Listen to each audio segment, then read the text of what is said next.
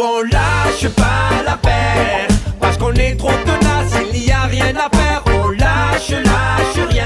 Bonjour, mardi 6 juin, en grève et manifestation contre la réforme des retraites.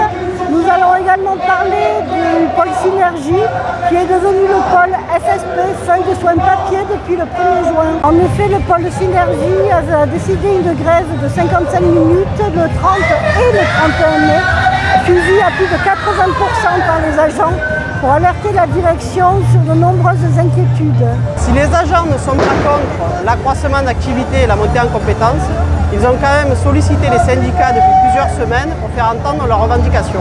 La réorganisation aurait pu être une source d'épanouissement et d'enrichissement professionnel, mais tout d'abord, le timing est mauvais en pleine période de solde RTT et à la veille des congés d'été. Ensuite, il y a un vrai problème, puisqu'ils estiment que la formation sur 5 jours est trop courte pour le nombre d'informations à assimiler. Le projet prévoyait que des agents expérimentés venus d'autres pôles viennent renforcer le collectif de travail et soutiennent la montée en compétences. Malheureusement, ça ne sera pas le cas. Dernière revendication, les agents trouvent que la création du pôle FSP va avoir un impact direct sur leur organisation du travail et donc demandent légitimement une compensation financière. Et oui, quand notre directeur prend des activités sur d'autres caisses, il se prend aussi une bonne prime et ça par contre ça n'offusque personne. Résultat, une lettre pétitionnée a été envoyée par les agents du pôle Synergie à la direction pour demander leur venue afin qu'ils puissent les rencontrer. De ce fait, la responsable de département a été dépêchée sur site dès le lendemain. Quant au directeur du processus PN, M. Monrosier, il s'est engagé à venir sur site le 15 juin. C'était la principale revendication du collectif, donc bravo l'équipe.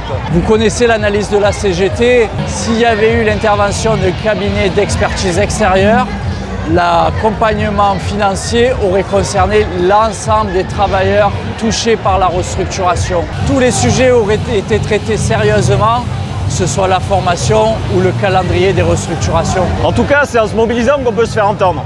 Avec seulement 2 fois 55 minutes de grève, gageons que la direction aura une oreille plus attentive au ressenti. Et d'ailleurs, à ce sujet, bravo aux salariés de Verbaudet qui ont mené une lutte victorieuse. Les travailleuses et les travailleurs de Verbaudet ont en effet gagné entre 90 et 140 € d'augmentation de salaire net. Comme quoi, quand on lutte, ça paie. Et d'ailleurs, c'est peut-être pour ça aussi que la répression syndicale vise avant tout la CGT. Oui, ils nous craignent, parce que tous ensemble, on peut gagner. D'ailleurs, un salut fraternel à Manu Roux, entre autres membres du bureau de l'UD, qui a passé de trop longues heures en garde à vue. Garde à vue qu'il a passé avec d'autres camarades. Et comme ils le disent si bien, ils peuvent nous mettre toutes les gardes à vue qu'ils veulent, on ira jusqu'au bout. Pareil pour les retraites, ils veulent passer en force, mais on lâchera jamais, car la loi ne doit pas être appliquée en septembre. On va donc continuer à mobiliser, et ce, quelle que soit la forme que prendra notre combat. On lâche rien. Nous on lâche pas l'affaire.